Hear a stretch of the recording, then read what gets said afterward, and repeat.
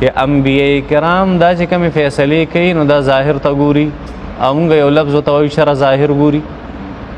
دغې ته وایو او دغه حضور اقدس صلی الله علیه وسلم ته د یو قول نسبت کیږي چې هغه معنوي لحاظ سره بالکل درست دی او نور احادیث ته هغې تایید کوي نبي علیه الصلاة والسلام وفرمیل چې نحن نحکم بالظواهر مونږ فیصله کوو په څه باندې په ظواهرو باندې په ظاهري څیزونو باندې والله یتولی السرائر والله یتولی السرائر رازونه څوک پیژني الله پیژني مونږ په ظاهره فیصله کوو نبی کریم صلی الله علیه وسلم وفرمیل د فیصلې نه پس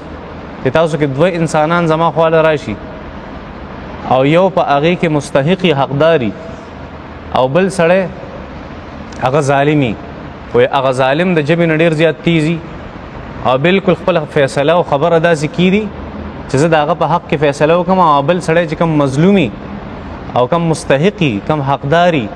نو هغه چونکې د هغه د ژبې طاقت نه مذوبه وي نو تاسو فیصله وګټئ خو یاد ساتئ ځان له په جهنم کې کوره او ځان له جهنم مزه کوي ځکه مونږ خو څه ته ګورو مونږ خو ظاهر ته ګورو د ظاهر مطابق فیصله کوو او د صحیح په هره زمانه کې ومن الناس من یعجبک قوله فی الحیات الدنیا ویشهد الله علی ما فی قلبه هو الد الخصام داسې منافقان په هره زمانه کې چې هغه د ژبې نه دونه تیزي چې ستا خبره په جرګه کې به راسره ناست دي په جرګه کې او دی به راسره مستحق نه وي او एकदम به خبره په داسې لیول ته وکړي چې تا ته به پته مونه لګي او ته به یې که مستحق دا دی داسې منافقان په هره زمانه کې موجود